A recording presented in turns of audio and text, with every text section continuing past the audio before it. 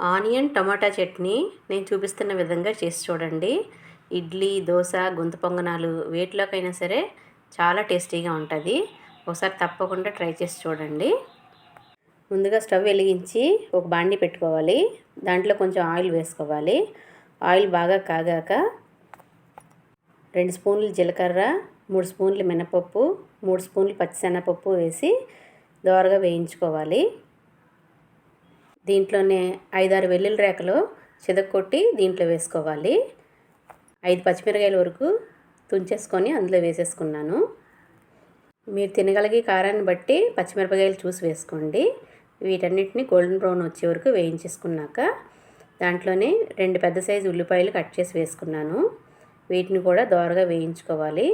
అలాగే 2 పెద్ద సైజు టమాటోలను కూడా ముక్కలుగా కట్ చేసి వేసుకున్నాను. ఉల్లిపాయ ఏ సైజులో తీసుకున్నారో ఆ సైజు టమాటోలు తీసుకుంటే సరిపోతుంది. రుచికి సరిపడా ఉప్పు కూడా వేసుకోవాలి.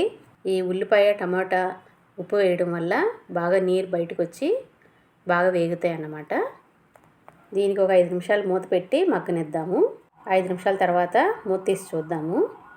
వీటన్నింటినీ ఒకసారి బాగా కలుపుకొని మళ్ళీ మూత పెట్టుకొని మగ్గించుకోవాలి. అలా టొమాటోలు, ఉల్లిపాయలు అంతా బాగా మగ్గే వరకు ఇలా కలుపుతూ వేయించుకోవాలి.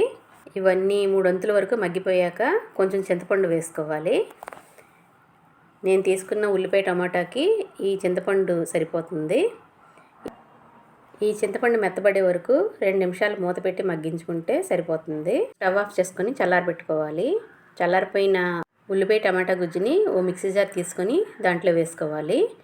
దీన్ని మెత్తగా మిక్సీ చేసేసుకోవాలి. ఇదిగోండి ఇలా మిక్సీ చేసి ఒక గిన్నెలోకి తీసుకోవాలి. ఇప్పుడు మళ్ళీ స్టవ్ వెలిగించి బాండీ పెట్టి దాంట్లో కొంచెం ఆయిల్ వేసుకోవాలి. ఆయిల్ కాగాక ఒక 1/2 స్పూన్ ఆవాలు వేసుకోవాలి. ఆవాలు చిటపటలాడాక 2 ఎండుమిరపకాయలు, కొంచెం కరివేపాకు వేసుకోవాలి. ఇదంతా బాగా వేగిపోయే వరకు కొంచెం వేయించేసి స్టవ్ ఆఫ్ చేసేసుకోవాలి. ఇప్పుడు దీన్ని మనం ముందుగా మిక్సీ చేసి పెట్టుకున్న చట్నీలో వేసుకోవాలి. అంతేనండి, ఉల్లిపాయ టమాటా చట్నీ రెడీ అయిపోయింది. Thanks for watching.